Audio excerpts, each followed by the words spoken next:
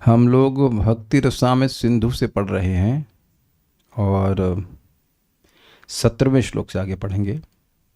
तो शुद्ध भक्ति के लक्षण को अन्य शास्त्रों से, शास्त्र के अन्य उदाहरणों से, भागवत से बताया श्रील रूप गोस्वामी जी ने। अब यहाँ शुद्ध भक्ति की ही विशिष्टता को समझाने के लिए उसके लक्षणों को बता रहे हैं। और ये लक्षण तटस्थ ही लक्षण हैं, मतलब ये क्या कार्य करती है, हाउ इट अफेक्ट्स, उसके फंक्शंस क्या हैं। तो माइक ले लीजिए, आप कुछ तो बोलेंगे तो अच्छा लगेगा। इसमें जो पहले दो लक्षण हैं, क्लेशग्नि और शुभधा, ये साधना भक्ति के हैं। उसके बाद मोक्ष लघुताकृत और सुदुर्लभा तक भाव भक्ति के हैं। सांद्रानंद विशेषात्मा श्री कृष्ण आकर्षणी च सा, वहां तक प्रेम भक्ति के लक्षण हैं। कुछ समझ पा रहे हैं तो पहले मेरे पीछे बोलिए। क्लेशग्नि शुभदा मोक्ष लघुता कृत सुदुर्लभा, क्लेशग्नि शुभधा मोक्ष लघुता कृत सुदुर्लभा, सांद्रानंद विशेषात्मा श्री कृष्णाकर्षणी च सा। सांद्रानंद विशेषात्मा श्री कृष्ण आकर्षणी I च think so, सा। गा सकते हैं हम लोग। क्लेशग्नि शुभदा मोक्ष लघुताकृत सुदुर्लभा, ऐसे होगा। क्लेशग्नि शुभधा मोक्ष, नहीं, क्लेशग्नि शुभदा मोक्ष लघुताकृत सुदुर्लभा। क्लेशग्नि शुभदा मोक्ष लघुता कृत सुदुर्लभा। Very good. सांद्रानंद विशेषात्मा श्री कृष्णाकर्षणी च सा। सांद्रानंद विशेषात्मा श्री कृष्ण आकर्षणी च सा। क्लेशग्नि शुभदा मोक्ष लघुताकृत सुदुर्लभा। क्लेशग्नि शुभधा मोक्ष लघुता कृत, नहीं आया। क्लेशग्नि शुभधा मोक्ष लघुताकृत सुदुर्लभा। क्लेशग्नि शुभधा मोक्ष लघुता कृत सुदुर्लभा। सांद्रानंद विशेषात्मा श्री कृष्णाकर्षणी च सा। सांद्रानंद विशेषात्मा श्री कृष्ण आकर्षणी च सा। क्लेशग्नि शुभधा मोक्ष लघुताकृत सुदुर्लभा। क्लेशग्नि शुभधा मोक्ष लघुता कृत सुदुर्लभा। सांद्रानंद विशेषात्मा श्री कृष्णाकर्षणी च सा। सांद्रानंद विशेषात्मा श्री कृष्ण आकर्षणी च सा। बोलिए। क्लेशग्नि शुभधा मोक्ष लघुता कृत सुदुर्लभा। क्लेशग्नि शुभदा मोक्ष लघुताकृत सुदुर्लभा। सांद्रानंद विशेषात्मा श्री कृष्ण आकर्षणी च सा। सांद्रानंद विशेषात्मा श्री कृष्णाकर्षणी च सा। देखिए, कोई चीज है, उसके गुणों के बारे में सुनता है व्यक्ति, तब उसको प्राप्त करने की स्पृहा होती है। मैं इससे पहले आगे जाऊं, क्या आपने जिंदगी में कभी भी किसी की भी सेल्फलेस सेवा नहीं करी है? तो आप ये नहीं कह सकते हैं कि आप किसी की सेवा सेल्फलेसली करना जानते ही नहीं हैं। ये सामर्थ्य है ही नहीं, ऐसा आप कह ही नहीं सकते हो। सेवा करी और उसके बदले में कोई भौतिक इच्छा ना मांगी हो, ऐसा आप नहीं कह सकते हो कि आपने कभी नहीं किया। There was some exchange of affection, कभी एक प्रेम का आदान प्रदान, एक बहुत हृदय की सॉफ्टनेस महसूस करी है आपने कभी किसी के साथ? करी ही होगी, कोई ऐसा नहीं कह सकता कि नहीं करी होगी। शेरनी भी अपने बच्चों को प्रेम करती है। तो इसलिए पहले मैं ये स्थापित कर देना चाहता हूं कि ऐसा नहीं है कि हमारे पास शुद्ध भक्ति करने का सामर्थ्य नहीं है। मतलब है, कहने का मतलब ये है जो आपने लोग सुना था, अन्याभिलाषिता शून्यम ज्ञान कर्मादिनावृतम अनुकूलिन कृष्णानुशीलनम भक्तिरुत्तमा। ये कोई मुश्किल काम नहीं है, थोड़ा समझने वाली बात है बस। तो अब इसका लाभ क्या है, जरा देख लीजिए, शब्दों को देख लीजिए। क्लेशग्नि, क्लेशों का नाश करने वाली, दिख रहा है, समझ आ रहा है? शुभदा, शुभ गुण प्रदान करने वाली, शुभ देने वाली। मोक्ष लघुताकृत, मोक्ष के सुख को लघु करने वाली, ये सारे जो गुण हैं वे एक स्त्रीलिंग के लिए आए, सारे विशेषण जो हैं वो स्त्रीलिंग पे जा रहे हैं, क्योंकि सा शब्द है, सह नहीं है, सा होता है स्त्रीलिंग के, प्रथम वचन स्त्रीलिंग। सा खादती, वह खाती है, सह खादती, वह खाता है। इतना संस्कृत जानते होंगे, दीक्षा माता जी पढ़ी है इतना संस्कृत? ना ना, हाँ ठीक है, ओके। सा मतलब स्त्रीलिंग, वह लड़की, सा बालिका, वह बालिका, सह बालिका नहीं कहेंगे। तो सा शब्द पे ध्यान दीजिएगा, सा स्त्रीलिंग का प्रयोग हो रहा है। तो क्योंकि भक्ति के विशेषण का प्रयोग कर रहे हैं, भक्ति देवी किस में है? स्त्री है ना, तो इसलिए सारे जो गुण हैं वह इसी प्रकार से जाएंगे। सुदुर्लभ शब्द नहीं, सुदुर्लभा कहा गया है, ध्यान दे रहे हैं इस बात को। सुदुर्लभा बिल्कुल स्पष्ट है, मतलब अत्यंत दुर्लभ है। सांद्रानंद विशेष आत्मा, सांद्र मतलब होता है कंडेंस्ड, आनंद स्पष्ट है, और विशेष मतलब स्पेशल, और आत्मा मतलब स्वरूप, एक विशेष कंडेंस्ड आनंद वाली, और श्री कृष्ण आकर्षणी, श्री कृष्ण को आकर्षण करने वाली। तो ये 6 हैं, याद हो रहा है सबको? क्लेशग्नि, शुभदा, मोक्ष लघुताकृत, सुदुर्लभा, सांद्रानंद विशेष आत्मा, श्री कृष्ण आकर्षणी चस। तो चा सा तो खैर वो उसके ऊपर आ रहा है कि वह भक्ति इस प्रकार से है। तो कौन सा विशेषण या कौन सा गुण आपको पसंद नहीं आ रहा है? चैट ऑन है कि नहीं जरा देख लें, 1 मिनट। हाँ चैट ऑन है, बताइए कौन सा गुण आपको अच्छा नहीं लग रहा है। तो आप देख रहे हैं कि इस जगत में लोग अच्छे गुण प्राप्त करना चाहते हैं, तो भक्ति करके अपने आप ही अच्छे गुण आ जा रहे हैं, तो कठिनाई क्या है भक्ति करने में? वह उत्तमा भक्ति क्लेशों को नाश करने वाली, शुभदायिनी, मोक्ष को भी तुच्छ करने वाली, सुदुर्लभा, सांद्रानंद विशेषात्मा एवं श्री कृष्ण आकर्षणी है। दुर्गम संगमनी टीका 10वें श्लोक में, दैट मीन्स 1.1.10 में उत्तमा भक्ति के वैशिष्ट्य को कहने के लिए इत्यादि जो कहा गया है उसी को संक्षेप में क्लेशग्नि इत्यादि के द्वारा दिखा रहे हैं। ये क्या कहना चाहते हैं? कह रहे हैं ये कि श्रील रूप गोस्वामी जी ने 1.1.10 में कहा था कि देखिए मैं मिक्स्ड भक्ति का वर्णन नहीं कर रहा हूं, क्योंकि उसमें वैसा प्रभाव दिखाने की क्षमता नहीं है जितना कि शुद्ध भक्ति में है। तो शुद्ध भक्ति की विशिष्टता को उसकी विशिष्टता को सुष्ठु रूप से प्रकट करने के लिए पूर्ववर्ती आचार्यों के अनुसार मैं कुछ वर्णन कर रहा हूँ। उसके बाद वह 1.1.11 बोले थे, वो अन्याभिलाषता शून्यम इत्यादि। तो कह रहे हैं शुद्ध भक्ति के ही विशेष गुण है, ये शुद्ध भक्ति के प्रोसीजर से आते हैं। वह जो सुंदर सुंदर गुण है, या कह सकते हैं जो उसके फंक्शन है, जो लक्षण है, वह फिर से और डिटेल में समझा रहे हैं कि कैसे कैसे शुद्ध भक्ति कार्य करती है। भक्ति सार प्रदर्शनी श्रीला विश्वनाथ चक्रवर्ती ठाकुर जी के द्वारा भक्ति का वैशिष्ट कहने के लिए लक्षण कह रहा हूं। यह जो 10वें श्लोक में कहा है उसको संक्षेप में दिखाते हैं क्लेशग्नि इत्यादि श्लोक से। मतलब भक्ति की विशेषता, शुद्ध भक्ति की विशेषता यह है कि इस प्रकार के प्रभाव व्यक्ति को अपने जीवन में अनुभव होने लगते हैं, उसको संक्षेप में इस श्लोक में कहते हैं। अब जरा देख लीजिए, साधन भक्ति क्लेशग्नि रूपा और शुभधा रूपा है। यह क्लेशों का नाश करने वाली है और शुभ गुण प्रदान करने वाली है। ठीक है। भाव भक्ति मोक्ष लघुताकृत रूपा तथा सुदुर्लभा है। लेकिन आपको समझना होगा कि भाव भक्ति के जो गुण है, क्षमा कीजिए, जो साधना भक्ति के गुण हैं वो भाव भक्ति में भी गुण मतलब लक्षण है, वह भाव भक्ति में भी आएंगे, क्योंकि ये एडवांस स्टेट है। जैसे कि ABCD सीख रहा है, तो वह अब अगर नर्सरी में ABCD सीख रहा है, तो अब अगर वो 4th में आया और वर्ड्स बनाना सीख रहा है, सेंटेंस बनाना सीख रहा है, तो स्वाभाविक सी बात है कि उसको ABCD भी आता है, उसमें ABCD भी रहेगा। तो ऐसा नहीं है कि भाव भक्ति में क्लेशग्नि और शुभधा नहीं होगा। इजी है सबके लिए, वेरी इजी ना। ठीक है। साध्य प्रेम भक्ति सांद्रानंद विशेषात्मा रूपा और श्री कृष्ण आकर्षणी रूपा है। इसका वर्णन विस्तार रूप से आगे किया जाएगा। उसी प्रकार से भाव भक्ति में जो गुण है वह प्रेम भक्ति में भी होगा, लेकिन जो प्रेम भक्ति में गुण है वह भाव भक्ति में नहीं होगा। जो प्रेम भक्ति में अनुभव, वो फेंक स्लाइड पर लीजिए, वो जो बड़ा वाला है उसको फेंक दीजिएगा, नीले वाले जो प्रेम भक्ति में गुण है भाई, जो भाव भक्ति का अनुभव है, क्या वह साधना भक्ति में मिलेगा? कल्याण प्रभु माइक बताइए।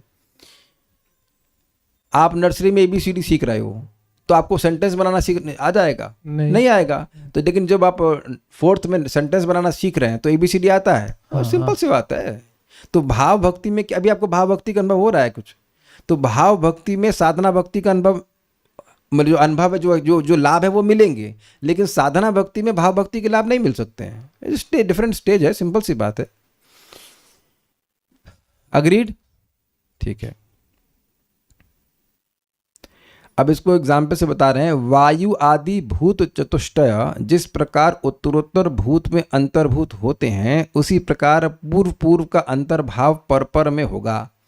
कहने का अभिप्राय यह है कि साधन भक्ति क्लेशग्नि रूपा और शुभधा रूपा है, भाव भक्ति क्लेशग्नि रूपा, शुभधा रूपा, मोक्ष लघुताकृत रूपा तथा सुदुर्लभा रूपा है, तथा साध्य प्रेम भक्ति क्लेशग्नि रूपा, शुभधा रूपा, मोक्ष लघुताकृत रूपा, सुदुर्लभा रूपा, सांद्रानंद विशेषात्मा रूपा और श्री कृष्ण आकर्षणी रूपा है। इसको एक चार्ट से आप समझ सकते हो, एक बार में समझ में आ जाएंगे। बात क्या कह रहे हैं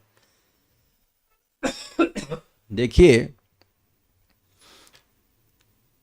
आकाश तत्व, आकाश का गुण क्या है? शब्द है। तो अब आकाश से आया वायु, है ना? सही बोल रहा हूं?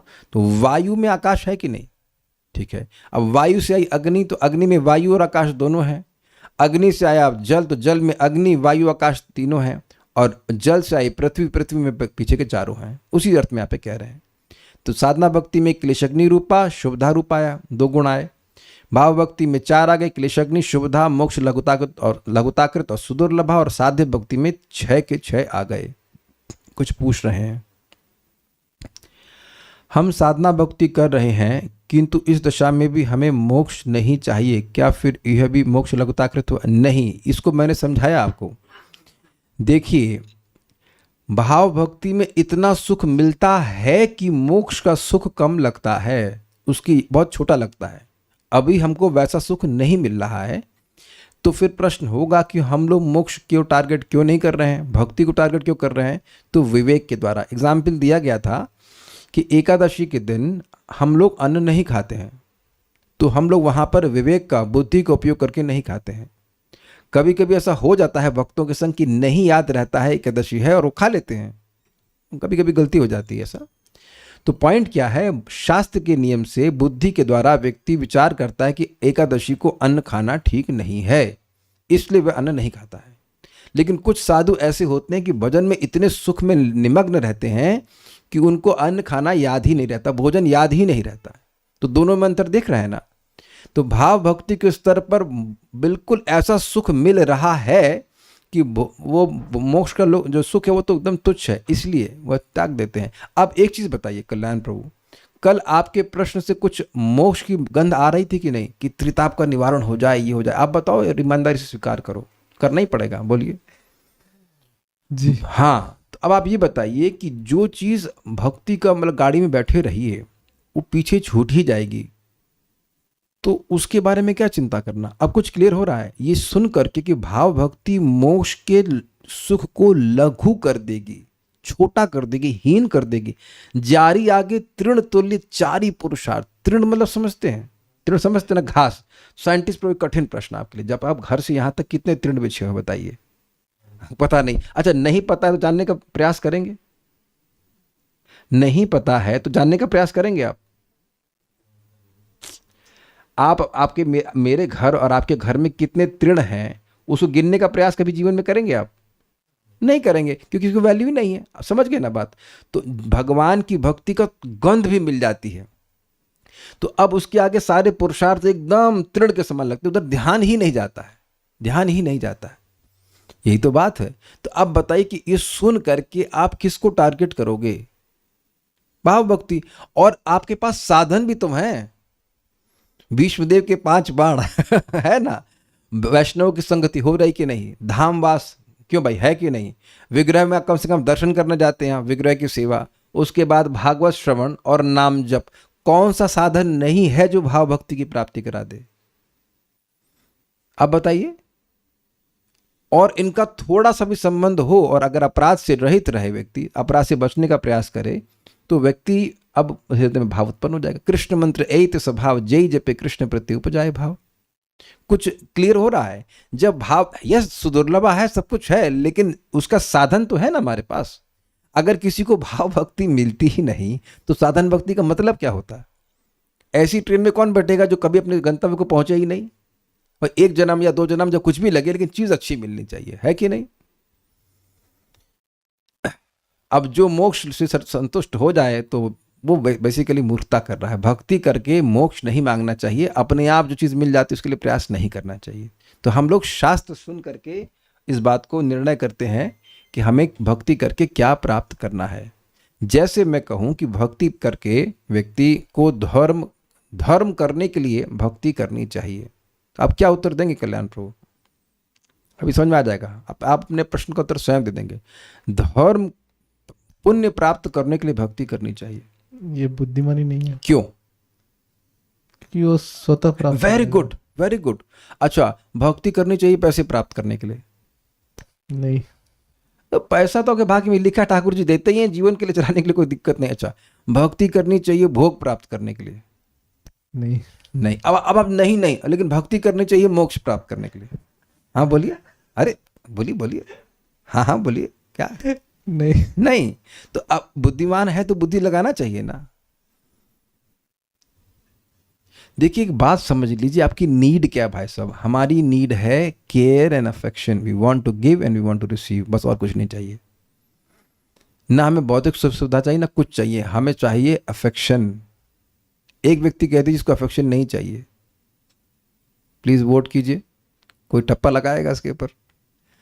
तो आप इस अपनी नीड को समझिए। हम सभी को अफेक्शन चाहिए, और अफेक्शन केवल ऐसा नहीं कि बस आप मतलब लें, आपको देना भी है, क्योंकि उसी से तो रस मिलता है भाई। तो ये सुन करके व्यक्ति को भाव भक्ति को ही टारगेट करना चाहिए। क्यों कहेंगे प्रेम भक्ति को क्यों नहीं करना चाहिए? भाव भक्ति को प्राप्त कर जाएंगे अपने आप, वो उसके बाद भक्ति अपने आप प्रेम भक्ति को प्राप्त कर जाएगा। ठीक है, यहाँ तक सबको क्लियर हुआ कि ये लक्षण किसके किसके हैं? ठीक है। तो इसमें एक बात समझ लीजिए कि यदि आप भाव भक्ति पे नहीं है तो भाव भक्ति के लक्षण आएंगे नहीं। इसलिए ज़्यादा मतलब परेशान होने की ज़रूरत नहीं है। आप इगतपुरी पहुँचे ही नहीं, आप कहेंगे कौन सा स्टेशन है? बॉम्बे के पास एक हिल स्टेशन है, हाँ, तो वहाँ पहुँचे ही नहीं तो वहाँ के पहाड़ कैसे दिखेंगे? क्यों सुमित प्रभु, गलत तो नहीं कह रहे हैं? जब आप इगतपुरी गए ही नहीं, हाँ जयश्री माता जी को पता है, बॉम्बे में रहती हैं, तो गई यहाँ पे इगतपुरी, लोनावाला गई होंगी, तो लोनावाला कहीं नहीं गए? अरे कहीं नहीं ले जाते प्रभु जी आपके। तो मान लीजिए कि आप गए ही नहीं, तो वहाँ के पहाड़ देखेंगे कैसे? तो कोई चिंता करता है कि हम वहाँ पे नहीं पहुँचे, हमें पहाड़ क्यों नहीं दिख रहे? अरे भाई तुम बैठे रहो, जब पहुँच जाओगे तो दिखने लग जाएगा। Just continue. अरे कम से कम साधन भक्ति में तो पहुँच जाएं। आप कहेंगे ऐसा क्यों कहते हैं? अगर साधना भक्ति कर रहे हैं और मोक्ष चाह रहे हैं तो साधना भक्ति नहीं है। भक्ति साधना भक्ति तभी कहलाएगी जब उसका लक्ष्य भाव भक्ति हो। किसी और चीज के लिए कर रहे हैं तो साधना भक्ति भी नहीं है साहब। पहले साधना भक्ति में तो आइए। और आ ही गए होंगे, उम्मीद है कि आ ही गए होंगे। साधन भक्ति भी साधन उसी चीज का है जब व्यक्ति भाव भक्ति को प्राप्त करना चाहे। कुछ और प्राप्त करना चाहेगा तो भक्ति तो है, लेकिन साधन भक्ति नहीं है। ये तो बात हम कई बार रिपीट कर चुके हैं, बात समझ में आ गई। तो अभी अपने रेंज में साधन भक्ति है, भाव भक्ति जब आएगी तो आएगी। आप में से कितने लोग ट्रेन चलाए हैं? ओके, तो आप देख रहे हैं ट्रेन तो नहीं चलाए हैं। और मैं कहूँ कितने लोग ट्रेन में नहीं बैठे हैं? सभी लोग बैठे हैं। Is it not easy? तो ट्रेन में बैठे रहिए धैर्य से, वो ट्रेन अपने आप आगे पहुंचा देगी आपको। कूदिए मत बीच में समोसा खाने के लिए। कुछ समझ रहे ना बात? तो भगवान की भक्ति करते रहिए धैर्य से। आप खुद आश्चर्यचकित हो जाएंगे कि जिस स्टेज पे आप एक दिन हैं वो आपको नॉर्मल लगेगा, लेकिन 25 साल पहले अगर आप वहाँ पे उस चीज़ को सोच रहे होते, नहीं क्षमा कीजिए, उस स्टेट को आप सोच भी नहीं सकते थे। मैं फिर रिपीट कर रहा हूँ, आप भक्ति गंभीरता से करते रहिए, प्रसाद खाते रहिए, नाम जप करते रहिए उत्साहपूर्वक। तो 25-30 साल के बाद आप जिस स्टेट को पहुँच जाएंगे उसकी आपने कल्पना भी नहीं करी थी। मैं अपनी बात कर रहा हूँ। मैं कभी कल्पना भी नहीं, मुझे गीता समझ में नहीं आ रही थी जब गीता बोला जा रहा था, और आज मैं भक्ति रसामृत सिंधु पढ़ा रहा हूँ। ये क्या मेरी योग्यता है? ये मैं कर रहा हूँ? And that will be so foolish for me to say and even think like this. ये मैं नहीं कर रहा हूँ, ये मुझे समझ में आ रहा तब तो आपको समझा रहा हूँ। ये कहीं हमको तो कहीं दूर जाने की जरूरत नहीं। मैं तो अपने जीवन के अनुभव बता रहा हूँ। जैसे कोई रोगी होता है, वो अपने अनुभव बता रहा होता है, तो उसमें अहंकार तो नहीं कर रहा होता है। तो मैं बार बार भक्तों के दिमाग में ये ड्रिल करता रहता हूं, ऑल ऑस्पिशियसनेस विल कम शुभदा by regular chanting of Hare Krishna mantra. ये मैं कुछ नहीं कह रहा हूं, श्रील प्रभुपाद जी के गुरु महाराज बात को कहते हैं। ज्यादा नहीं सोचना है, ज्यादा सोचना बंद कीजिए। बस एक बात सोचनी कि रोज जप करना है। रोज का मतलब डेली मीन्स एवरी डे, चाहे वो कैसा भी लगे, क्योंकि वो आपके लिए हर प्रकार से अच्छा ही है, चाहे वो कैसा भी लगता हो। डोंट टेल मी कि कैसा लग रहा है, आपके लिए वो अच्छा ही है। करने के बाद बताना कि कैसा लग रहा है। ठीक है? ये मत दिस इतना क्या, इतनी सी बात कि जब किसको एक बात नहीं समझ में आ रही, आज इसको हम डांटने के मूड में है, किसको ये बात नहीं समझ में आ रही कि एक बात भी अगर नहीं समझ पा रहे तो क्लास में बैठा क्यों है भाई? वो एक बात समझा रहा हूं कि रोज 16 माला जप कीजिए, कथा सुनते रहिए, देखिए कितना परिवर्तन आ जाएगा। बहुत ज्यादा ट्रांसफर हो रहा है हमारे अकाउंट में। प्रतिदिन खुश हो जाना चाहिए कि आज हमने हरे कृष्ण मंत्र बोल दिया भाई, 16 माला कर दिए। बहुत बड़ा पुण्य। वी आर, हम इसी जीवन में ऐसे परिवर्तन दिखेंगे। और इसी बात को भगवान गीता में कहते हैं, प्रत्यक्षावगमम धर्म्यम सुसुखम कर्तव्यम। प्रत्यक्ष रूप से आप अनुभव करोगे, मरने के बाद स्वर्ग में मिलेगा वो हिसाब किताब नहीं है, यही आप अनुभव करेंगे, यही अनुभव करेंगे इस बात को। तो चलिए हम आगे पढ़ते हैं इस बात को। तत्रा अस्याः क्लेशघ्नत्वम, वहां मतलब भक्ति के जो 6 गुण बताए गए हैं उसमें अस्या, इसके, अस्या शब्द भी स्त्रीलिंग, इसके क्लेशघ्नत्वम, क्लेश को नाश करने के गुण को कहते हैं। वहां भक्ति के क्लेशघ्नत्व को कहते हैं। वहां का मतलब समझे आया? जो टॉपिक है उस टॉपिक क्या है? भक्ति के 6 लक्षण। तो उस प्रस्तुत विषय में 6 विषय हैं, उसमें सबसे पहले उस भक्ति के क्लेश को नाश करने के गुण को कहते हैं। तो यहाँ तत्र मतलब वहां का मतलब जो टॉपिक है कि भक्ति के 6 गुण क्या है। ये तत्र हर जगह एक जैसा नहीं होगा। तत्र मतलब तत्र का कंटेक्स्ट में अर्थ अलग अलग हो जाएगा। तो यहाँ पे तत्र का अर्थ हुआ वहां का मतलब ये जो टॉपिक सामने आया हमारा, इसमें भक्ति के 6 गुणों को बता रहे, उसमें भक्ति के क्लेशघ्नत्व को कहते हैं। इसको मैं मेरे पीछे बोलिए, ये बोलने वाला श्लोक नहीं है। क्लेशस्तु पाप तद्बीजम, ओ हाँ ये तो बोलने वाला हो गया। क्लेशस्तु पापम तद्बीजम अविद्या चेतिते त्रिधा। क्लेशस्तु पाप तद्बीजम अविद्या, क्लेशस्तु पापम तद्बीजम अविद्या चेतिते त्रिधा।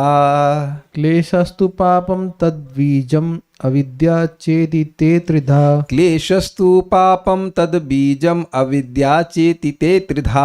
क्लेशस्तु पापम तद्बीजम अविद्या चेतिते त्रिधा। कोई बात नहीं। क्लेश तो यानी क्लेश जो है वह 3 प्रकार के होते हैं, पाप का बीज और अविद्या। तो अविद्या का मतलब आप जानते ही हैं, अपने स्वरूप का अज्ञान। मैं आत्मा के रूप में कौन हूं, भगवान से मेरा क्या संबंध है, नहीं पता। पाप का बीज मतलब पाप की वासना। मान लीजिए कोई मांस खाया तो ये हो गया पाप, लेकिन जो मांस खाने की इच्छा है ये इसका बीज हो गया। इसी वजह से इन्हीं को क्लेश कहते हैं। इसके बाद चौथा क्लेश कोई है नहीं। याद हो रहा है क्लेश कौन से हैं?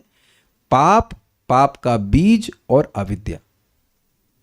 आप कहेंगे पाप का बीज और अविद्या में क्या अंतर है? अविद्या मतलब स्वरूप का अज्ञान, लेकिन पाप का बीज मतलब एक विशेष प्रकार के पाप की इच्छा। अविद्या का मतलब, अविद्या से तो भाई उसने हमारे स्वरूप का ज्ञान कर दिया। अब मान लीजिए कोई, उसके रिजल्ट में आगे क्या जा रहा है? उसका रिजल्ट ये हो रहा है कि मान लीजिए किसी को अवैध स्त्री संग करने की इच्छा आ रही, तो वो जो इच्छा है वो एक स्पेसिफिक हो गई ना। वो इच्छा हो गई भाई हम भोग करेंगे, स्त्री संग, अवैध स्त्री संग करेंगे। तो अब वो जो अवैध स्त्री संग है वो हो गया पाप, और जो उसकी इच्छा होगी उसका पाप का बीज। तो भक्ति पाप के बीज को, अविद्या पाप के बीज और अविद्या सभी को नाश करती है। ठीक है? यानी कि जो भक्ति करता है, अब थोड़ा समझ लीजिए भाई अंतर क्या है। मान लीजिए कि पाप किया, मान लीजिए किसी ने मांस खाया, तो अब उसको नरक जाना पड़ेगा कि नहीं जाना पड़ेगा? तो अब पाप खत्म हो गया तो क्या तब भी नरक जाना पड़ेगा? नरक नहीं जाना पड़ेगा। क्लियर? लेकिन अगर पाप का बीज समाप्त नहीं होता है तो व्यक्ति फिर से पाप करता है। ये देखा गया है कि नहीं देखा गया है? और इन सबका मूल क्या है? अविद्या। जीव भगवान का नित्य सेवक है, उससे भगवान की सेवा करनी चाहिए, फालतू काम क्यों करने को? तुम अविद्या पे काम करती है भक्ति। जो हरे कृष्ण मंत्र का है, आप जानते हैं, अयम ही कृत निर्वेशो जन्म कोट हंसाम अपि, बहुत सारे श्लोक आएंगे इस प्रकार के। तो करोड़ों करोड़ों जन्मों के पाप नष्ट हो जाते हैं भगवान के नामोच्चारण से। ऐसे ही हरे कृष्णा हरि बोल ऐसे बोलने से हो जाता है। पाप का बीज थोड़ा समय लगता है, वासना को समय लगता है, और अविद्या को थोड़ा और अधिक समय लगता है। एटलीस्ट देखने में ऐसा आता है कि भगवान का नाम तो एक ही नाम सबको नष्ट कर सकता है, लेकिन देखने में ऐसा आता है कि क्रम से धीरे धीरे करके सब नष्ट होते हैं, लेकिन नष्ट सब हो जाते हैं। ठीक है, सबको समझ में आ रहा है? अब तत्र पापम, अब तत्र का मतलब वहां का मतलब इन तीनों को नष्ट करने के अर्थ में बोल रहे हैं। जो डिस्कशन हो रहा है कि भक्ति पाप को नष्ट करती है, पाप के बीज को नष्ट करती है और अविद्या को नष्ट करती है, उसमें पाप तीन प्रकार के होते हैं। अप्रारब्धम भवेत् पापम प्रारब्धम चेति तद्विधा। अप्रारब्धम भवेत् पापम प्रारब्धम चेति तद्विधा। अप्रारब्धम भवेत् पापम प्रारब्धम चेति तद्विधा। अप्रारब्धम भवेत् पापम प्रारब्धम चेति तद्विधा। हाँ, तद वह पाप, पापम सॉरी वह पापम मतलब वह पाप, द्विधा दो प्रकार का भवेत अर्थात होता है। क्या दो प्रकार है? अप्रारब्धम जिसका फल देना आरंभ नहीं हुआ है, और प्रारब्धम चेति और जिसका फल देना शुरू हो गया है। जैसे इस जीवन में कोई व्यक्ति कोई दुख भोग रहा है तो उसका प्रारब्ध कहा जाएगा। जो उसने पहले पिछले जन्म में कोई गलत कार्य किया है उसकी वजह से ही इस जीवन में कोई दुख आता है, अन्यथा नहीं आ सकता। ये फंडे सब क्लियर हो गए? पिछले जन्म में जो मैंने कर्म किया, यहाँ केवल पाप के अर्थ में है, वैसे तो प्रारब्ध पाप और पुण्य दोनों के अर्थ में आता है, लेकिन यहाँ पाप के अर्थ में बोलना है स्पेशली। वो पुण्य भी ग्रहण करना होगा, लेकिन अभी हम केवल पाप के अर्थ में। मान लीजिए मैंने किसी को पिछले जन्म में थप्पड़ मारा, तो अब उसके वजह से इस जीवन में मुझे थप्पड़ पड़ेगा। अब जरूरी नहीं कि एक ही थप्पड़ पड़ेगा, वो कई बार पड़ सकता है, बहुत जगह पड़ सकता है, लेकिन जो भी है उसका वो जो दुख भोग रहा हूं उसे कहेंगे प्रारब्ध। इजी। लेकिन इस जन्म में मान लीजिए किसी ने कोई बुरा कर्म किया, फॉर एग्जाम्पल शराब पिया, तो अब उसको क्या तुरंत नरक मिल जाएगा? तो अब उसका कर्म बन गया है, उसे कहेंगे अप्रारब्ध, जिसका फल वो आगे जन्मों में भोगेगा। इजी है। पाप दो प्रकार के हैं, एक जो पहले किया जिसका फल हम अभी भोग रहे हैं, और दूसरा अभी जो कर रहे हैं उसका हम आगे भोगेंगे, उसको कहेंगे अप्रारब्ध। यहां तक किसी को कोई प्रश्न हो तो आप पूछ लीजिएगा। सलोनी माता जी, समझ में आया प्रारब्ध और अप्रारब्ध? भाई कोई व्यक्ति कोई कौन पूछ रहा था कल मुझसे कि कोई व्यक्ति बिना हाथ के पैदा हुआ, तो आप बताओ कि बिना हाथ के काहे पैदा हुआ? उसने जरूर अपने कुछ हाथ से गलत काम पिछले जन्म में किए कि इस जन्म में भगवान की व्यवस्था से उसको हाथ मिला ही नहीं। आप लोग भी देखते होंगे कि अपने जीवन में कोई कोई रोग ऐसा आ जाता है कि हटता ही नहीं है, प्रयास करने पे भी नहीं हटता है, तो वो बोल देते हैं मतलब वो एनालिसिस करते हैं कि तुम्हारा ये ग्रह खराब है, वो ग्रह खराब है, या ये खराब है, वो खराब है। लेकिन उसका कारण क्या है? वो हमारा ही पहले का कर्म है जो इस प्रकार से हमारे पास आ रहा है। और यह भी देखते हैं कि अकस्मात कहते हैं ना, समय ठीक हो गया जिसे कहते हैं, तो ग्रह की दशा ठीक हो गई, जो कुछ अगर आप स्वस्थ होने लगते हो, तो यानी कि वो प्रारब्ध आपका खत्म हो गया, इसलिए अब वो दुख नहीं भोगना पड़ेगा। सारे विज्ञान समझ में आ रहा है कि नहीं आ रहा है? कर्मणा दैव नेत्रिणाम, हमारे कर्मों के अनुसार देव के नियंत्रण में सब कुछ ऐसा होता है। मेरे ख्याल से भारतीय होने के नाते बात समझ में आना कोई कठिन तो नहीं है। कोई एक व्यक्ति रिक्शा वाला है, या एक ही गांव के दो लड़के हैं, एक व्यक्ति बहुत बड़ा इंजीनियर बन जाता है और दूसरा व्यक्ति रिक्शा चला रहा है। हम जानते हैं कि व्यक्ति को इस प्रकार से। अच्छा, अब क्या कह रहे हैं? एक तरफ कहा जाता है कि भक्तों के जीवन, अरे रुक जाओ भाई, अभी भक्तों की बात मत आइए, पहले जो पॉइंट है यहाँ पूछिए, अभी बहुत सारी बातें मत करिए, ठीक है? उसमें पाप को कहते हैं, पाप दो प्रकार के होते हैं, प्रारब्ध एवं अप्रारब्ध। जिसका फल देना शुरू हुआ है उसको प्रारब्ध कहते हैं, और जिसका फल देना आरंभ नहीं हुआ है उसको अप्रारब्ध कहते हैं, ठीक है? तत्र अप्रारब्ध हरत्वम यथा एकादशे। तो अब यहाँ कह रहे हैं भक्ति के अप्रारब्ध हरत्व का वर्णन एकादश स्कंद भागवत में 11, 14, 19 में इस प्रकार है। तो मेरे पीछे बोलिए, बहुत सुंदर श्लोक है, बोल सकेंगे? देखिए, प्रयास कीजिए। तो ये आप कहेंगे नंबर कैसे चेंज हो गया, 1120 कहाँ से आ गया? ये 1-1-20 जो नंबर है ये भक्ति रसामृत सिंधु की नंबरिंग है, ठीक। और ये 11, 14, 19 जो है ये भागवत की नंबरिंग है। कठिनाई तो नहीं है। ये श्लोक मूलतः भागवतम से है और भगवान श्री कृष्ण ने उद्धव जी को बोला है, लेकिन जब इसको यहाँ कोट किया जा रहा है भक्ति रसामृत सिंधु में तो इसकी नंबरिंग हो गई 1-1-20। तो यहाँ पर भ्रमित नहीं होइएगा, मेरे पीछे बोलिए। स्वयं भगवान, बड़ा सुंदर है, इसका कंटेक्स्ट समझ लीजिएगा। इसके पहले वाला श्लोक अगर आप देखेंगे तो भगवान कहते हैं कि मेरा भक्त अगर इंद्रियों को सहमित नहीं भी कर पाया तो भी वो परास्त पराभूत नहीं होगा। अब पॉइंट क्या है? पॉइंट ये है कि भाई इन भक्ति करने आते तो तुरंत तो इंद्रिय सहमित नहीं हो जाती हैं, तो कुछ पाप हो ही जाएगा, है कि नहीं? लेकिन उस पाप के हो जाने से भी भक्त को नरक भोग नहीं करना पड़ेगा। तो क्या ये फंडा क्लियर हुआ कि ये अप्रारब्ध का नाश करने वाला श्लोक है? क्या एकदम क्लियर हो रहा है? भक्ति कर रहे हैं, सुन लिया 4 नियम का पालन करना, ये करना, लेकिन वो पाप नहीं भी करना चाह रहा, लेकिन अब पहले का संस्कार ऐसा है कि गलती कर बैठता है। भक्त करते ही ऐसा, लेकिन भक्ति नहीं छोड़ रहा है, भक्ति कर रहा है, नाम जप कर रहा है, भगवान को प्रणाम कर रहा है, सब कुछ कर रहा है कि नहीं? तो अब ठीक है, भक्ति कर रहा है तो क्या मतलब है? पाप किया ना तो नरक जाना चाहिए उसको, लेकिन वह नरक नहीं जाएगा, नरक नहीं जा सकता है। तो इससे ये समझना, इस श्लोक से समझ में आएगा, भगवान कह रहे हैं कि सारे पाप को भक्ति नष्ट करती है। तो अप्रारब्ध को नष्ट करने की बात इस श्लोक से समझ में आती है, क्योंकि उसको इंद्रियां सहमित नहीं भी हैं, फिर उसकी पाप हो भी जा रहा है, तब भी वह आगे कोई नरक नहीं भोगेगा। ये हमने पहले भी सुन लिया है माधुर्य कादम्बनी में भी कि नाम अपराधी को भी नरक भोग नहीं भोगना पड़ता है। तो नाम तो किसी भी परिस्थिति में बोलना चाहिए।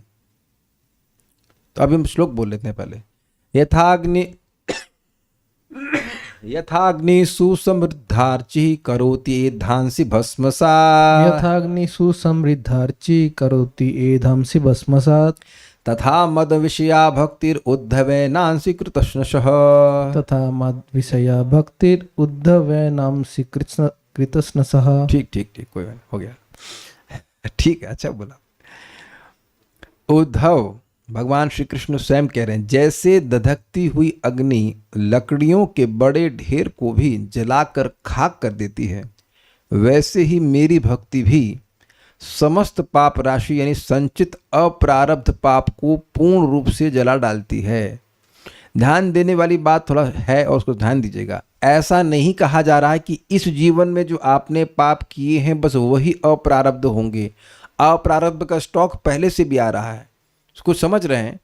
पिछले कई जन्मों में जो कर्म किया है उसको आप केवल एक ही जन्म में नहीं भोगते हो, वो अगले जन्म में भी भोगने पड़ते हैं। तो इसलिए ये नहीं सोचना कि इस जीवन में जो गलत कार्य किया है बस वही जो आगे भोगना है वही नष्ट होगा। नहीं, पिछले जन्मों में भी जो गलत कार्य किए हैं जिनका फल हमें इस जीवन में नहीं मिलना था, अगले जन्मों में मिलना था, वह भी भक्ति से नष्ट हो जाते हैं। सारी चीज़ें क्लियर हो रही हैं।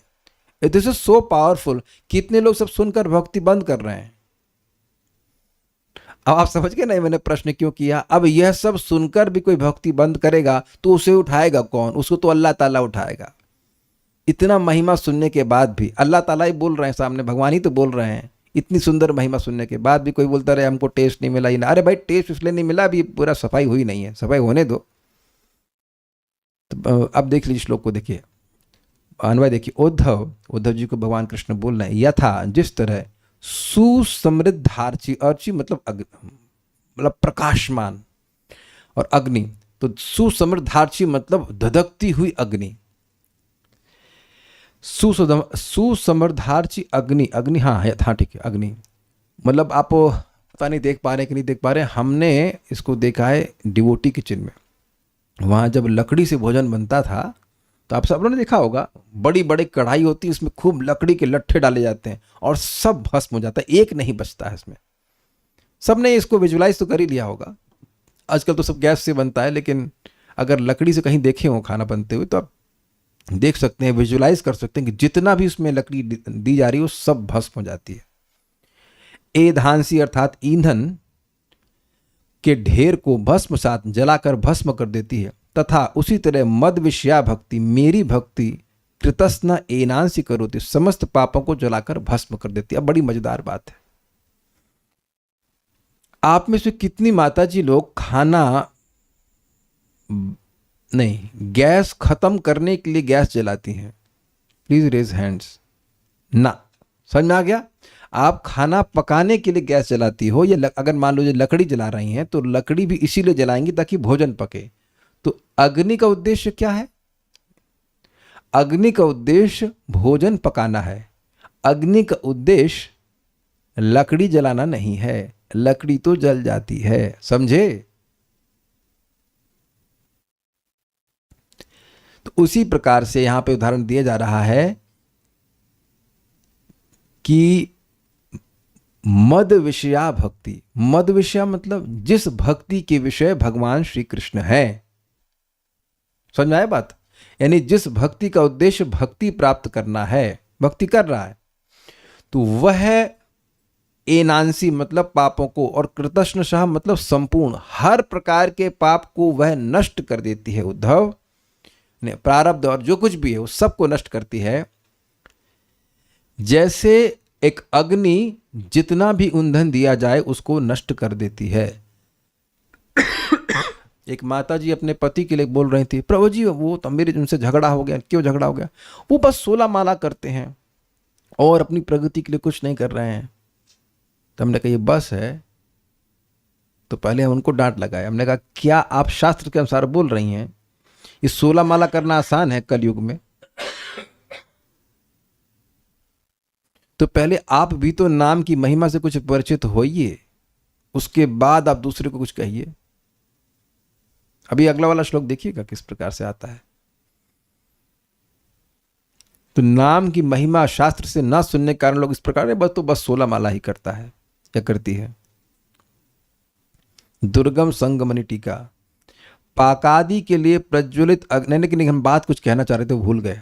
देखिए, इस जगत में जब कोई पाप कर देता है तो उसका प्रायश्चित बहुत बार बताया जाता है। 12-12 साल के प्रायश्चित होते हैं और उसके बाद भी कोई संभावना बताई जाती है कि शायद पाप नष्ट हो जाए।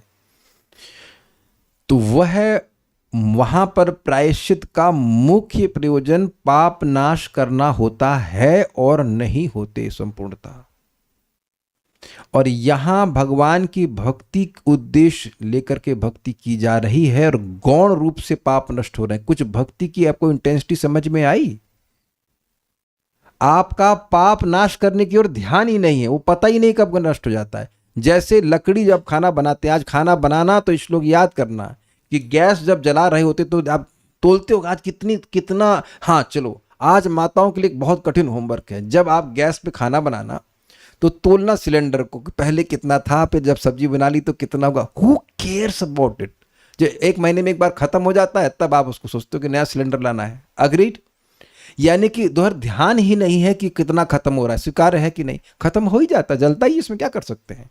उद्देश्य ये होता है कि खाना कैसे अच्छे से बने। अब भक्ति की पोटेंसी देखिए कि जिस व्यक्ति का मन लगा हुआ है कि भगवान की भक्ति करनी, नाम जप करना है, भगवान को भोग लगाना है, भगवान को प्रणाम करना है, उसके पापों को तो भगवान पहले ही नष्ट करके चल रहे। उधर उसको ध्यान ही नहीं है। इसीलिए समझना चाहिए कि भक्ति को पाप नाश करने के लिए नहीं करना चाहिए, वो तो अपने आप हो जाती है।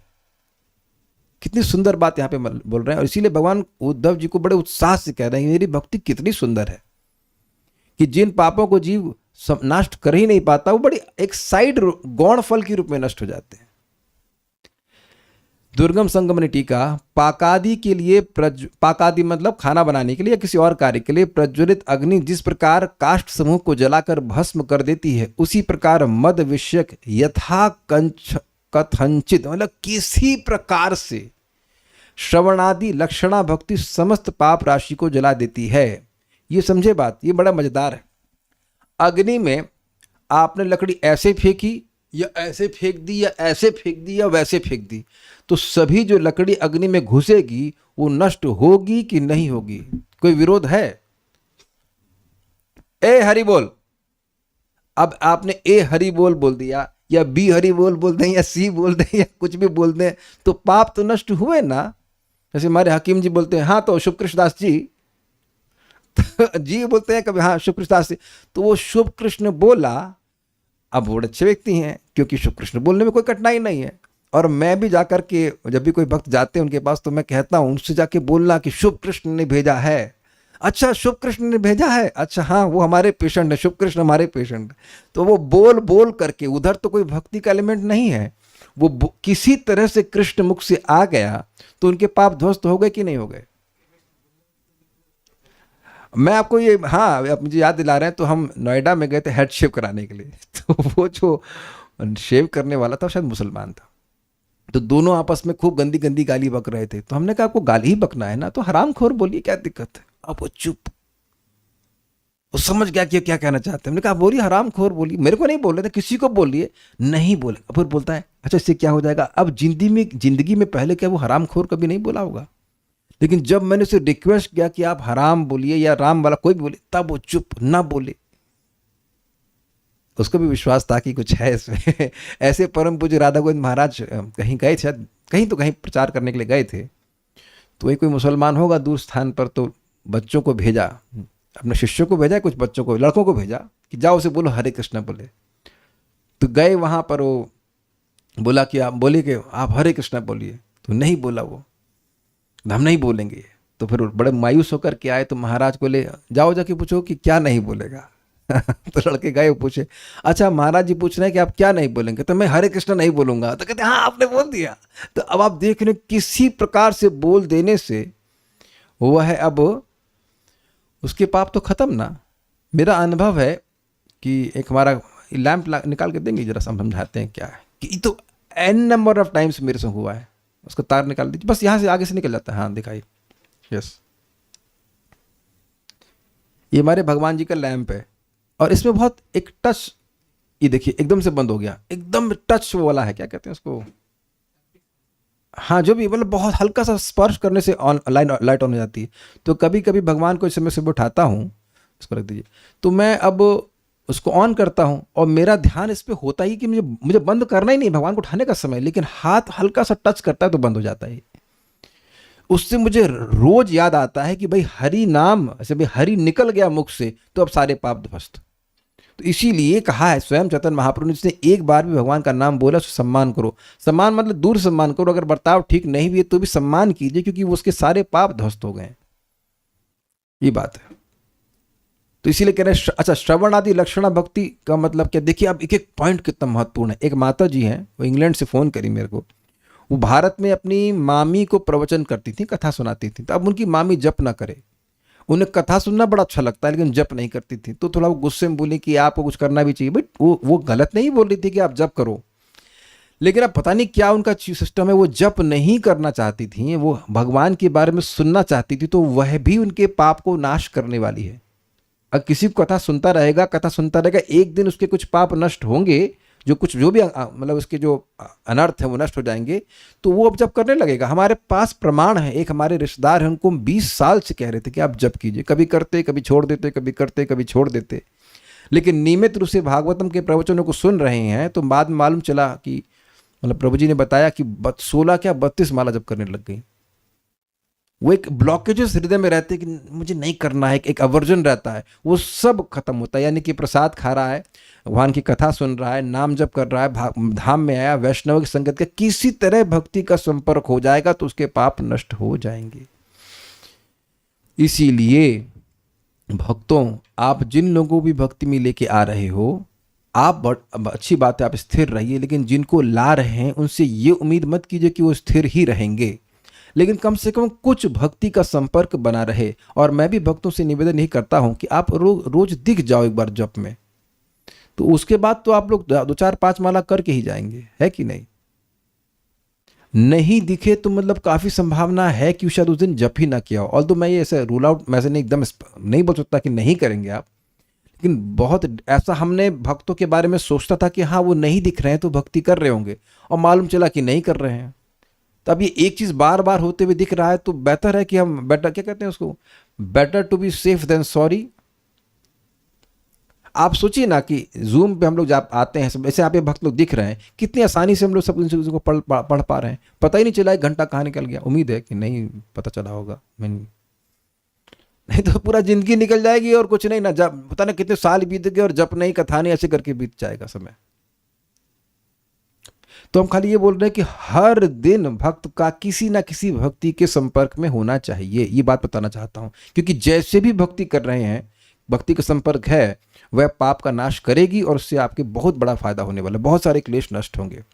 नोट, संकेत यह है कि जैसे लकड़ियों को जलाना पकाने का मुख्य उद्देश्य नहीं होता, उसी तरह पापों का नाश होना भक्ति का मुख्य फल नहीं है, बल्कि वह तो एक गौण फल है और वह अपने आप मिल जाता है। यदि कोई पाप अभी अभी किया गया है और उसका फल भविष्य में मिलने वाला है तो उसे अप्रारब्ध कहते हैं, अर्थात अभी प्रारंभ नहीं हुआ कर्मफल। ऐसे पापों को भी भक्ति की अग्नि भस्म कर देती है, क्योंकि यह श्लोक में शब्द है कृतश्नशः, संपूर्ण रूप से पापों को नष्ट करती है। नोट, श्रीधर स्वामी का 11.14.19 ये श्लोक यहाँ पे जो कोट किया गया, उस पर जो उनकी टीका है वो यहाँ पे रखी जा रही है। जिस तरह भोजन आदि बनाने के लिए जलाई गई अग्नि ईंधन को जलाकर भस्म कर देती है, उसी तरह राग आदि के भी कारण किसी की मेरे विषय में हुई भक्ति सारे पापों को जला देती है। समझे बात? अरे कोई भक्ति भी ना मांग रहा हो, कैसे भी भक्ति कर रहा है, वो किसी भी इच्छा से भक्ति कर रहा है, उसके पाप नष्ट करेंगे। भाई एक चीज बताओ, किसी भी इच्छा से वो हरे कृष्ण मंत्र जप रहा है तो क्या उसके पाप नहीं नष्ट होंगे? अजामिल क्या भक्ति प्राप्त करने के लिए नाम उच्चारण कर रहा था? वो तो अपने बेटे को पुकार रहा था। पुत्रोपचारितम, पुत्र का उपचार मतलब पुत्र को पुकारने के लिए बोल रहा था। समझ रहे? उसका राग था अपने पुत्र से, तब भी उसके बारे में बोल रहे हैं ना विष्णुदूत की इसने करोड़ों करोड़ों जन्मों के पाप नष्ट कर लिए हैं। तो हमें शास्त्र की दृष्टि से देखना होता है। समझ में आया? शास्त्र को बिल्कुल चश्मे की तरह रखिए कि बिल्कुल दिखाई नहीं पड़ रहा है, लगाया चश्मा, अच्छा अभी ठीक दिख रहा है। अब ठीक दिख रहा है कि नहीं दिख रहा है? इसलिए जो भी कोई व्यक्ति जप कर रहा है उसका आचरण ठीक नहीं है, आपसे झगड़ा होता है तो कोई बात नहीं, आप दूर रहिए, लेकिन सम्मान कीजिए क्योंकि वो जप कर रहा है। जप करने वाला व्यक्ति नॉर्मल नहीं है। ये प्रैक्टिकल एप्लीकेशन समझ लीजिए। जो भाई जो भी जप कर रहा है, जरूरी नहीं कि उसकी केमिस्ट्री आपसे अच्छी बने, बिल्कुल नहीं है। मेरी भी नहीं बनती बहुत से लोगों से। इसका मतलब है सबका सर फोड़ दूंगा मैं ऐसा तो नहीं भाई, उस सर फोड़ने में अपना सर फोड़ लेंगे हम, हमारी भक्ति डिस्टर्ब होगी। थोड़ा सा समय बाकी है, भगवान की भक्ति करके भगवान के पास चले जाइए। वैकुंठ में कोई झगड़ा नहीं होता, वहां किसी के वो मटीरियल एजेस नहीं है, कंटेमिनेशन कंडीशंस नहीं है, they are all loving there. अब एक भक्त कह रहे हैं 11 बार महामंत्र कर रहा है तब भी शर्म नहीं आती है सब प्रश्न करने में? शर्म नहीं आती आपको? नाम सब आपसे बहुत अफेक्शन है इसलिए हम नाम रख के डांट नहीं रहे हैं। 11 बार महामंत्र में कितने नाम आते हैं? 16 गुणा 11 कितना है? जल्दी बताओ कितना होता है? एक महामंत्र में 16 नाम, 176 बार है ना। अब हमने कैलकुलेट नहीं किया, आपने जो बोला गलत बोला सही बोला हमको पता नहीं। तो अब एक नाम से अनंत जन्म के पाप नष्ट, और 176 बार बोलने से तब देखिए पाप नाश। ये बहुत सिंपल लाभ है। ये जो भगवान का प्रेम प्राप्त है ये करना, ये मुख्य लाभ है। हवाई जहाज से 2 किलोमीटर ट्रैवल कर सकते हैं। अब बताइए, एटम बम से एक चींटी मर जाएगी? अब ये सब हास्यास्पद प्रश्न हुए कि नहीं? एटम बम से एक चींटी, अरे यार एटम बम तो बहुत कुछ नष्ट कर देता है। तब एक बाघ एक चूहिया को मार सकता है? बाघ कितनी, अच्छा को मान लीजिए प्रश्न करो, एक शेर कितनी चूहिया को मारता है? तो ये प्रश्न ही गलत है, क्योंकि शेर चूहिया का शिकार नहीं करता है। कर तो कर ही देगा, तो बड़े बड़े हाथी का शिकार करता है ना।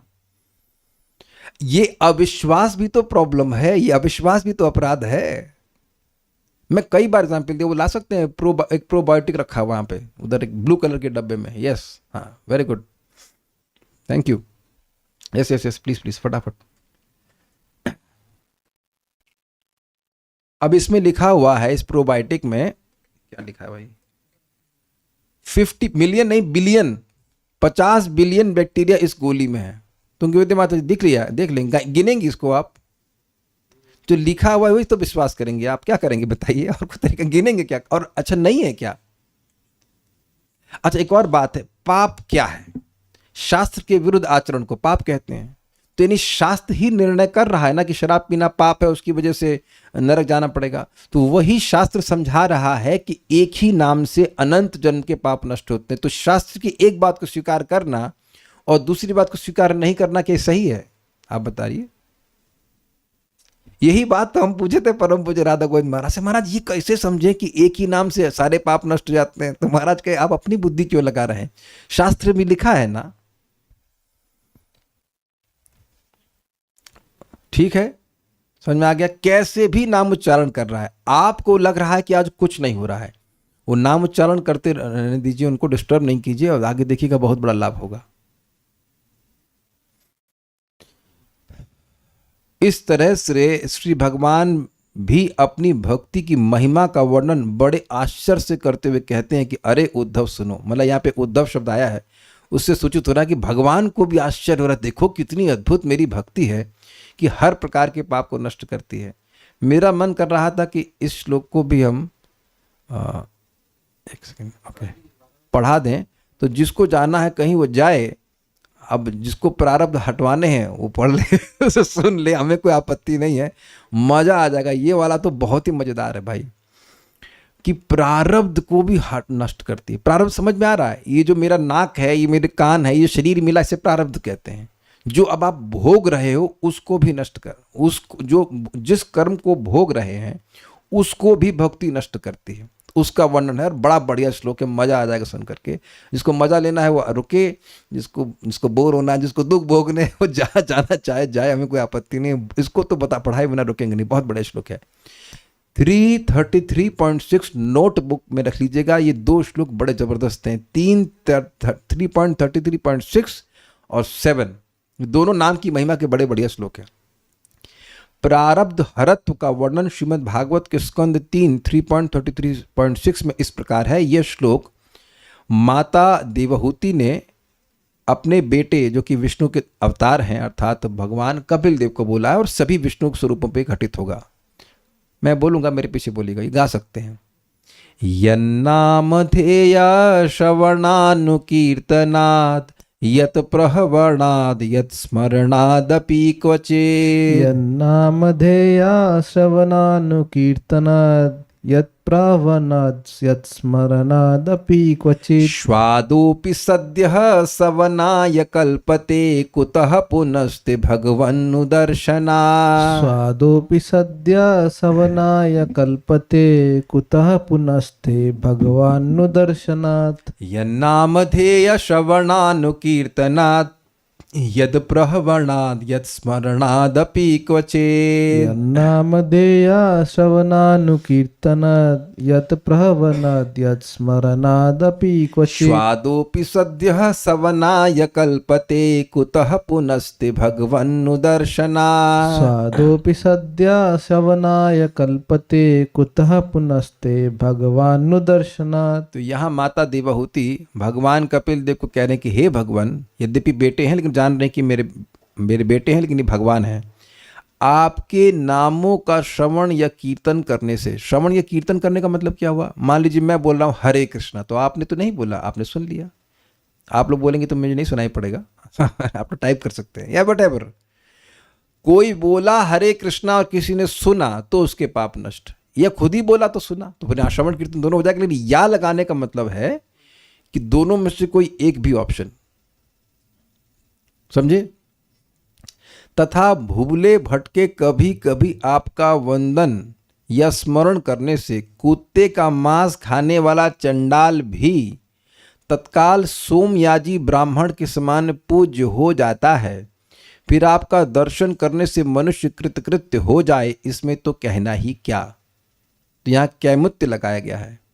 हे भगवान, हे प्रभु, यत नामधेय श्रवणात्, जिन आपके नामों का श्रवणात्, श्रवण और अनुकीर्तन, कीर्तन करने से। अनुकीर्तन कहने का मतलब है कि गुरु के मुख से सुन लिया, हरे कृष्णा बोलो, हरे कृष्णा कृष्ण कृष्ण हरे हरे, हरे राम राम राम हरे हरे। तो आपने वैष्णव के मुख से सुना, बोलना शुरू किया, इसलिए अनुकीर्तन कह रहे हैं। ये ऐसे ही नारायण, राम, भाई आप किसी से भगवान का नाम सुनेंगे तब ना बोलेंगे।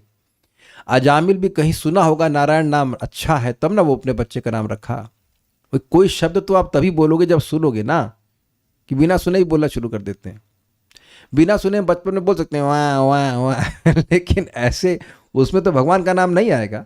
तो आप जान रहे हैं कि भगवान का नाम आप सुन के ही बोलेंगे कि नहीं बोलेंगे।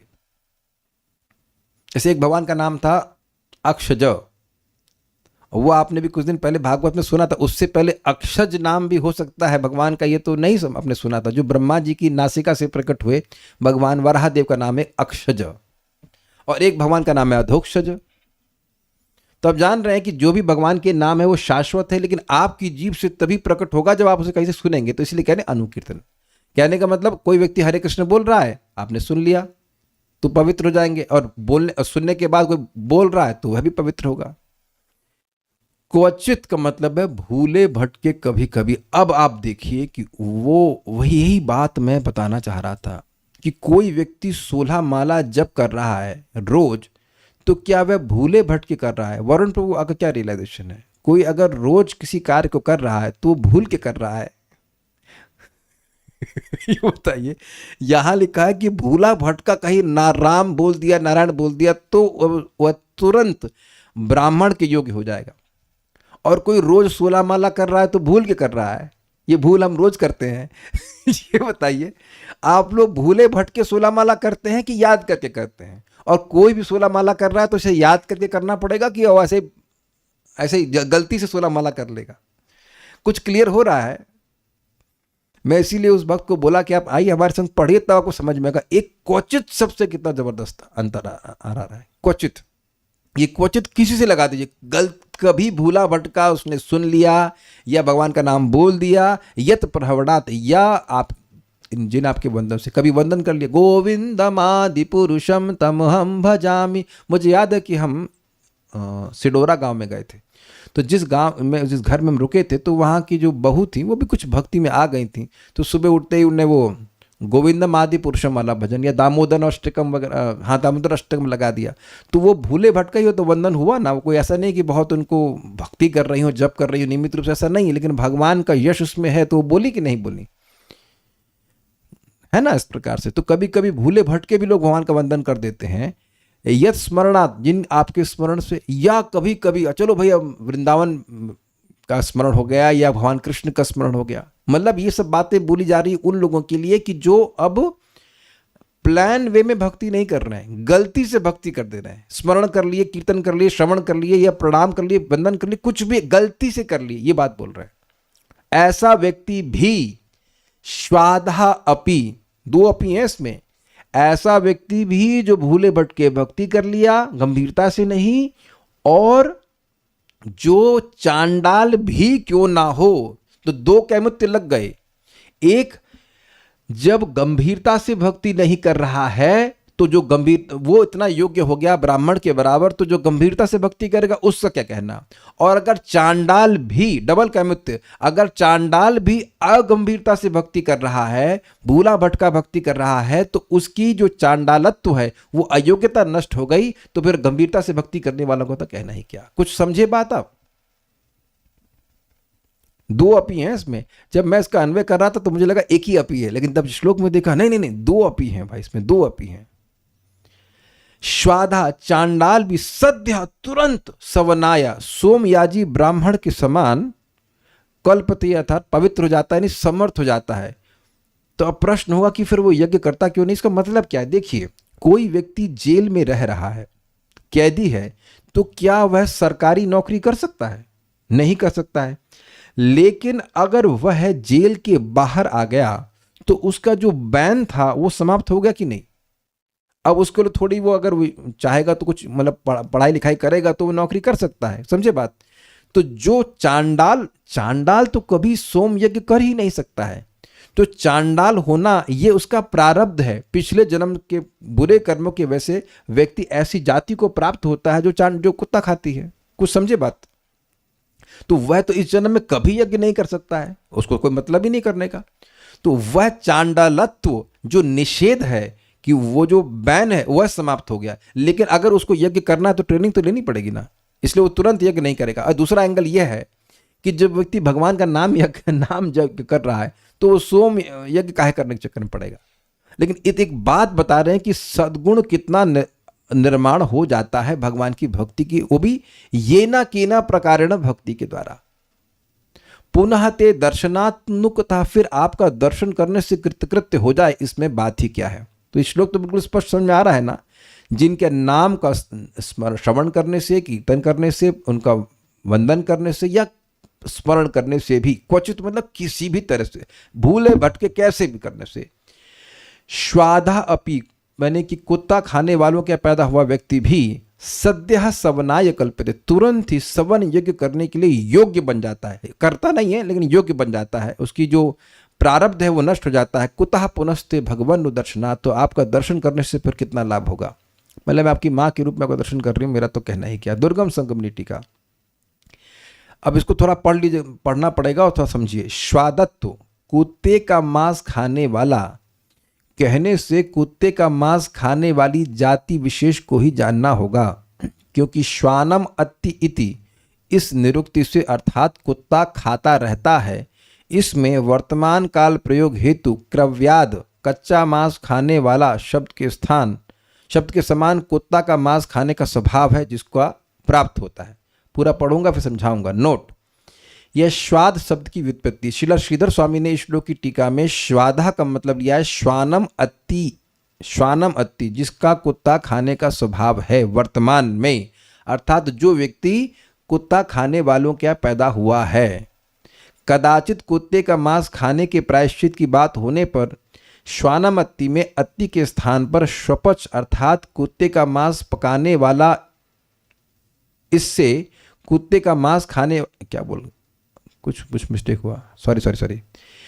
कदाचित कुत्ते का मांस खाने के प्रायश्चित की बात होने पर श्वानम अत्ति में अत्ति के स्थान पर अतीत काल का प्रयोग होता। नियम है रूढ़ि योगम अपहरति, रूढ़ि अर्थात शब्द का प्रसिद्ध अर्थ उसके यौगिक अर्थ को बात देता है। इस नियम से श्वाद शब्द का कदाचित कुत्ते का मांस खाने वाला अर्थ बाधित हुआ।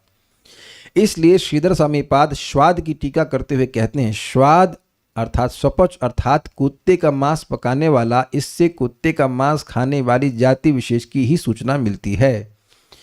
ऐसा होने से श्वाद के द्वारा भगवान के नामों का श्रवण या कीर्तन करने से, पहले यहाँ बात समझाता हूँ। देखिए बात क्या कह रहे हैं, कह रहे हैं कि देखिए श्वाद का अर्थ यह नहीं लेना होगा कि जिसने जीवन में कभी एक बार कुत्ते का मांस खाया हो, ये नहीं है। जो मुख्य ये हो सकता है अर्थ, लेकिन अर्थ इस प्रकार से लिया जाएगा कि जो ऐसी जगह जन्म लिया है जहां लोग कुत्ते का मांस खाते हैं, और ये उसके प्रारब्ध को सूचित करता है। इतनी बात आप समझ लीजिए, बाकी तो डिटेल है, समझने में मुश्किल होगा। तो ऐसा व्यक्ति भी जो चांडालों के यहाँ जन्म लिया है अपने प्रारब्ध की वजह से, वह भी तुरंत पवित्र हो जाता है, यह कहते हैं। ऐसा होने से श्वाद के द्वारा भगवान के नामों का श्रवण या कीर्तन करने से तथा भूले भटके कभी कभी वंदन या स्मरण करने से तत्काल सवन योग्यता हेतु प्रतिकूल दुर्जातित्व प्रारंभक प्रारब्ध पाप विनष्ट होकर सवन योग्य जातित्व जनक पुण्य लाभ होता है। ये बात समझ में आई? कोई व्यक्ति ब्राह्मण कुल में पैदा हुआ तो पहले पुण्य किया होगा, ठीक। अब ये व्यक्ति चांडाल में पैदा क्यों हुआ? कुछ ने पाप किया होगा, तो उस पाप का भोग वह प्रारब्ध के रूप में कर रहा है कि चांडाल क्या पैदा हुआ, तो अब वह ब्राह्मण के तरह यज्ञ करने के लिए योग्य नहीं है। तो अब दो चीजें चाहिए, एक कि इसका जो चांडाल का पाप है वो नष्ट हो, और दूसरा ब्राह्मण का पुण्य प्राप्त हो, ब्राह्मण होने का पुण्य प्राप्त हो। तो ये एक साथ दोनों कार्य हो गए। चांडाल होने का जो पाप है वो नष्ट हो गया, और ब्राह्मण होने का जो पुण्य था वो मिल गया। अब भी जप नहीं करेंगे, अब मेरा कटाक्ष समझ गए होंगे, अब भी कहेंगे कि हमको अच्छा नहीं लग रहा है। हिम्मत होगी मुझे बोलने की कभी आप लोगों को? हमको जुकाम हो गया है इसलिए हम जप नहीं करेंगे, ऐ तो कथा हम ही बोलते ना पारी, या अपने शरीर का ध्यान नहीं रखेंगे। अब रखेंगे। आप समझ में आ रहा है ना कि शरीर का ध्यान क्यों रख रहे हैं? क्योंकि इस शरीर से इतना बड़ा लाभ नाम उच्चारण के द्वारा प्राप्त हो जाएगा। हरे कृष्णा कृष्णा कृष्ण हरे हरे, हरे राम राम राम हरे हरे। अब कठिनाई ये है कि लोग नाम उच्चारण करने के बाद ब्राह्मण जैसे दिखाई नहीं पड़ते हैं, लेकिन हमको शास्त्र सुनना पड़ेगा ना भाई। आप शास्त्र स्वीकार करेंगे कि अपनी बुद्धि को? तो एक प्रश्न होगा, तो वह तुरंत ही यज्ञ करना प्रारंभ क्यों नहीं करता अगर योग्य हो गया है तो? जैसे कह रहे हैं, जिस प्रकार ब्राह्मण के शुक्र से यानी ब्राह्मण के पिता से जन्म लेने पर भी ब्राह्मण बालक का याग करने का अधिकार नहीं होता, याग करने के अधिकार के लिए उपनयन संस्कार, सावित्र जन्म एवं शिक्षा की अपेक्षा है, उसी प्रकार नाम ग्रहण रूपी भक्ति के द्वारा दुर्जाति आरंभक पाप नाश होने पर भी याग कर्म के लिए द्विज होना अर्थात पवित्र जन्म, सावित्र जन्म एवं यागोचित शिक्षा की आवश्यकता है। तो इसलिए अब पॉइंट एक बहुत सिंपल है। जिस किसी को नाम की ऐसी महिमा समझ में आ जाएगी वो यज्ञ करेगा कि नाम जप करेगा? बताइए। नाम जप की इतनी महान महिमा है तो वो नाम की महिमा बताने के लिए बात बोली जा रही है। ये नहीं बोला जा रहा है कि नाम जप करके तुम ब्राह्मण बन जाओ और तुम यज्ञ करने बैठ जाओ। इससे एक बात तो क्लियर हो गई कि यहां मैं आप में से किसी की जाति नहीं देख रहा हूं और न ही आपको किसी भी भक्त की जाति देखनी चाहिए। इसको वैष्णव अपराध कहा जाता है। जो लोग नाम जप कर रहे हैं नियमित रूप से, उनको सोचना कि ये गुप्ता हैं, ये पांडे हैं, या ये निम्न जाति के उच्च जाति के हैं, ये एकदम मूर्खता है। वो नाम जप कर रहे हैं, वो सर्वश्रेष्ठ व्यक्ति हैं, किसी भी ब्राह्मण से वो श्रेष्ठ हैं। अब इसको पूरा कर देते हैं। इसी प्रकार श्रीमद् भागवत के 11, 14, 21 में कैमुत्य के लिए कहा गया है, भक्त्या हम एकया ग्राह्य श्रद्धयात्मा प्रिय सताम भक्ति पुन्नाति मन निष्ठा श्वापाकान अपि संभवात। मैं संतों का प्रियतम आत्मा हूँ, भगवान कह रहे हैं, मैं अनन्य श्रद्धा और अनन्य भक्ति से पकड़ में आता हूँ। मुझे प्राप्त करने का ये एकमात्र उपाय है। मेरी अनन्य भक्ति जन्म से चांडाल लोगों को भी पवित्र कर देती है, निम्न जाति दोष से मुक्त कर देती है। तो यहाँ भी इसी प्रकार से समझाया गया कि प्रारब्ध को भक्ति नष्ट करती है। इस प्रकार कैमुत्य न्याय से सिद्ध होता है कि जब भगवान के नामों का श्रवण या कीर्तन करने से तथा भूले भटके कभी कभी उनका वंदन या स्मरण करने से कुत्ते का मांस खाने वाला चांडाल भी तत्काल सोमयाजी ब्राह्मण के समान पूज्य हो जाता है, फिर भगवान के दर्शन करने से मनुष्य कृत्य हो जाता है, इसमें तो कहना ही क्या। अर्थात वह हर प्रकार से कृत्य हो जाता है। इसलिए भगवान का दर्शन करना चाहिए, नाम उच्चारण करना चाहिए, कथा सुननी चाहिए। अब हम प्रश्न ले लेंगे फिर रुकते हैं। एक तरफ कहा जाता है कि भक्तों के जीवन में प्रारब्ध नहीं होते, उनके जीवन में सब कृष्ण की प्लानिंग के अनुसार होता है, और दूसरी तरफ कहा जाता है कि भक्त के जीवन में कोई दुख आता है तो भक्त यही सोचता है कि मेरे ही कर्म फल हैं, ये मुझे मिल रहा है जो भूल मुझसे पहले हुई थी। तो इसको कैसे समझें? देखिए, दोनों ही बातें सत्य हैं। भक्त की भावना ये होती है कि मेरे कर्मों को भगवान बहुत कर्म करके दे रहे हैं, और यही सत्य बात है। कर्माणि निर्दहति किंतु च भक्ति भाजाम। जितना मुझे दुख भोगना था उतना नहीं भोगना पड़ता है, तो फिर थोड़ा सा भी क्यों भोगना पड़ता है? भगवान हृदय में उत्कंठा जागृत करने के लिए ऐसा करते हैं। भगवान हमारे जीवन में केवल उन्हीं दुख को देते हैं जिससे हम भक्ति में आ जाएं। आज एक भक्त कुछ समय के बाद वापस आए क्योंकि कुछ जीवन में दुख प्राप्त हुआ। अब समझ में आ रहा है कि भगवान वो दुख क्यों दिए। नहीं तो वापस भक्ति में सुचारू रूप से आने की कोई नीड फील नहीं होती। Sometimes it is needed. जैसे मैं गया था मतलब मुझे जाना पड़ा ऑपरेशन के लिए। तो ऑपरेशन में कैनुला समझते हैं आप? कैनुला किसी को लगी? कितने लोगों को लगी? जरा देखिए हमारे कोई साथ में है क्या? किसी को पता है कैनुला क्या होती है? अरे क्या वो इंट्रावेनस होता है। किसी को नहीं चढ़ी? अरे आप लोगों को दुख नहीं मिला ये? चलिए भगवान ना करे मिले। बड़ा दर्द होता है भाई, वो एक माता जी उतना दर्द होता है। हम प्रार्थना की भगवान ये दुख किसी को ना मिले, बहुत दर्द होता है भाई। इतनी मोटा उसमें इंजेक्शन उसमें ठूसते हैं, और एक बार तो लग गया, हमने कहा चलो बाहर नहीं अभी नहीं लगा, फिर निकाले, फिर लगाए, लेफ्ट में 3-4 बार खूंस। अरे इतना इंजेक्शन मेरे जीवन में कभी नहीं लगा, बहुत दर्द हुआ, लेकिन कोई उसका प्रयोजन नहीं था। क्या उसका कोई प्रयोजन नहीं था भाई? उसको दिए बिना वो कैसे दवा डालते या जो कुछ करते, तो उसका प्रयोजन है ना। वो क्या जबरदस्ती मुझे दुख देने के लिए पड़े हुए हैं? एक इस एग्जाम्पल से एकदम क्लियर समझ में आ जाएगा। डॉक्टर जो भी वहाँ नर्स हैं, वो जो भी मुझे दुख दे रहे हैं वो बिना प्रयोजन नहीं दे रहे थे। ये सब कुछ स्वीकार्य है कि नहीं? उनको शौक नहीं लगा कि आपको इंजेक्शन लगाते हुए बैठे। तो भगवान कुछ प्रयोजन देख करके, प्रयोजन तो बड़ा स्पष्ट है कि इसकी उत्कंठा जागृत हो भक्ति करने के लिए, इसलिए वह दुख देते हैं, अन्यथा भगवान किसी को दुख देते नहीं है। जो दुख आपके जीवन में आपकी भक्ति को बाधित करेगा वो कभी नहीं आ सकता, ये बात ध्यान रख लीजिएगा। यद क्या है, यद ब्रह्म साक्षाद कृति निष्ठयापि विनाश मायाति विना न भोगई अपैति नाम स्फुरणे न तत्ते प्रारब्ध कर्मेति विरौति वेदः। सारे वेद कहते हैं कि ब्रह्म पे खूब धारणा कर रहा है, ध्यान कर रहा है, तो उससे अप्रारब्ध तो नष्ट हो जाता है, लेकिन प्रारब्ध भोगने पड़ते हैं। लेकिन नाम उच्चारण करने से ही प्रारब्ध दूर चले जाते हैं। दूर चलेने का मतलब वही लाए जाएंगे जो हमारी भक्ति के लिए अच्छे हैं। नहीं तो आप देख लो, अपने आप अगर नाम जप कर रहे हैं, आप मैच करा लीजिए, कोई एस्ट्रोलॉजर आपकी मतलब जीवन को एग्जैक्ट प्रेडिक्ट नहीं कर सकता। वो मोटा मोटा कुछ बता देगा, लेकिन वो वैसा नहीं चलेगा। मैं एग्जाम्पल आपको दे रहा हूँ, जैसे कि जीव गोस्वामी समझाते हैं इस बात को, होता है सिल्क के कपड़े को या धागे को आप जला दीजिए तो ऐसा लगेगा कि है, लेकिन वो करेंगे तो उड़ जाएगा, खत्म हो जाएगा। उसी प्रकार से हमारे कर्मानुसार नहीं चल रहा है। और आप बाद में देखेंगे, जैसे मेरे को 3-4 साल से थकान की बड़ी दिक्कत हुई थी, बड़ी परेशानी हुई थी।